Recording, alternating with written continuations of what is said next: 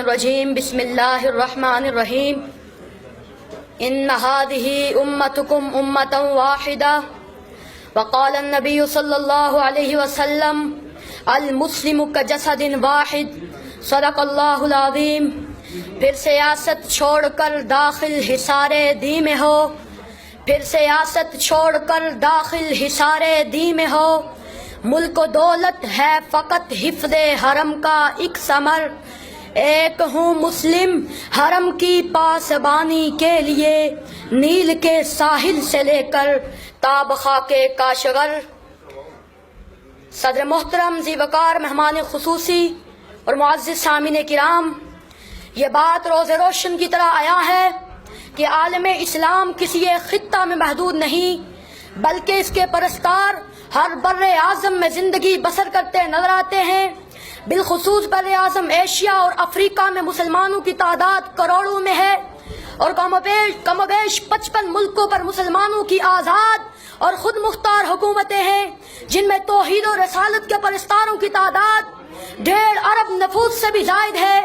گویا اس کرۂ ارض کا ہر چھٹا آدمی دین اسلام کا پیروکار ہے، مگر مقام صد افسوس یہ ہے کہ امت مسلمہ میں فکر و نظر کی وحدت کا فقدان ہے اور مرکزیت کی شدید کمی ہے۔ ہم آہنگی اور یکجہتی نہ ہونے کے برابر ہے۔ ہر ملک ذاتی اور علاقائی مفاد کا اسیر ہے۔ رنگ و نسل عرب و عجم کے بت گاڑ دیے گئے ہیں، جس کی وجہ سے مسلمان زوال اور انحطاط کا شکار ہے۔ اقبال نے مسلمانوں کی ذلت اور پستی کو دیکھا اور تاریخ کے اوراق کو کھنگالا۔ اقبال اپنی آنکھ سے اسپین کی بدحالی کو دیکھا،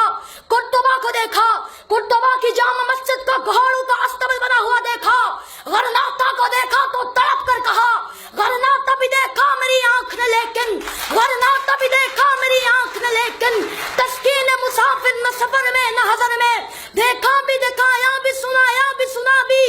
دیکھا بھی دکھایا بھی سنایا بھی سنا بھی، ہے دل کی تسلی نہ نظر میں نہ خبر میں۔ جناب صاحب، آج پوری دنیا کے مسلمان شدت کے ساتھ محسوس کر رہے ہیں کہ انہیں عربی اور عجمی کی بنیاد پر تختہ مشق نہیں بنایا گیا،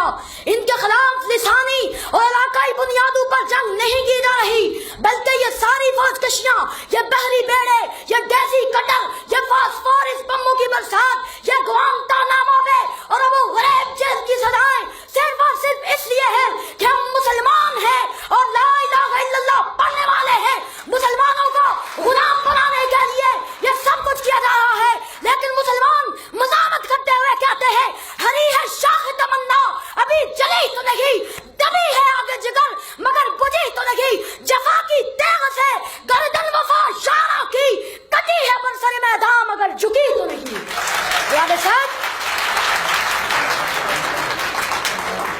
تاریخ ہمیں یہ بتاتی ہے کہ جب بھی مسلمان متحد ہوئے تو انہوں نے اپنے سے کئی گنا بڑے دشمن کو شکست فاش دی ہے۔ غزوہ بدر میں 313 نے 1000 کو شکست دی، غزوہ خندق میں 3000 نے 10,000 کو شکست دی، غزوہ موتا میں 30,000 نے 1.5 لاکھ کو شکست دی۔ ہر دور میں مسلم امت کے اتحاد نے فتح کا پرچم گاڑا ہے۔ وہ دور حضرت عمر کا ہو یا وہ دور محمد بن قاسم کا ہو یا وہ دور صلاح الدین ایوبی کا ہو یا وہ دور طارق بن زیاد کا ہو، جن کے بارے میں اقبال تڑپ کر گرج کر کہتے ہیں جلا ڈالی تھی تم نے کشتیاں اندلس کے ساحل پر، مسلمان پھر تیری تاریخ دوران کا وقت آیا، چلے تھے 313 جہاں سے تم مسلمان ہو، انہی ماضی کی راہوں پر پلٹ جانے کا وقت آیا۔ جناب صاحب، فطرت کے تمام مظاہر ہمیں اتحاد اور اتفاق کا درس دیتے ہیں۔ اگر ہم ستاروں کو دیکھیں تو ستاروں کی وحدت شب کے اندھیرے چاک کر کے رکھ دیتے ہیں، سنگریزوں کی وحدت سے کوثر جام لیتے ہیں، قطرے سے دریا، ذرہ سے صحرا، کرن سے سورج کی تابش حاصل کرنے کی قوت بنا جاتی ہے، اور پاؤں کی ٹھوکر سے یہ بات ثابت کی جا سکتی ہے یہ عظمت باطل دھوکہ ہے، یہ صدمت کافر کچھ بھی نہیں، مٹی کے کھلونے ہیں سارے، یہ کفر کا لشکر کچھ بھی نہیں، اللہ سے ڈرنے والوں کو